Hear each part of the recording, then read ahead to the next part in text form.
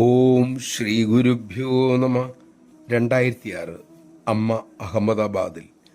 ഒരു കുടുംബം ഒരു വൃദ്ധയുമായി ദർശനത്തിന് വന്നു. വൃദ്ധ നടക്കില്ല, മിണ്ടില്ല, ആഹാരം കൊടുക്കുന്നത് ട്യൂബ് വഴി. വൃദ്ധയുടെ സഹോദരൻ അവർക്ക് വേണ്ടി അമ്മയോട് കരഞ്ഞു പ്രാർത്ഥിച്ചു. അമ്മ ആ വൃദ്ധയെ പേരെടുത്ത് വിളിച്ചുകൊണ്ടേയിരുന്നു. ഏറെ സമയം കഴിഞ്ഞപ്പോൾ അവർക്ക് അമ്മയുടെ ശബ്ദം തിരിച്ചറിയാൻ കഴിഞ്ഞു തുടങ്ങി. അമ്മയെ സ്പർശിക്കാനായി അവർ വിറയലോടെ കൈകൾ നീട്ടി.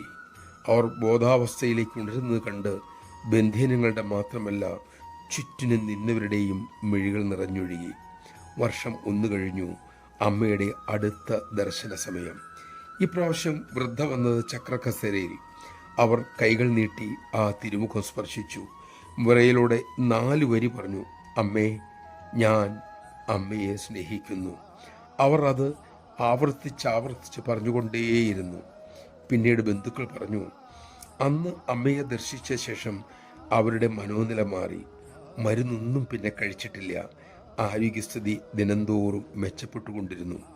അമ്മയോടുള്ള കറയറ്റ സ്നേഹം, ഉറച്ച വിശ്വാസം, അതായിരുന്നു അവർ രോഗശമനം വരുത്തിയ മരുന്ന്.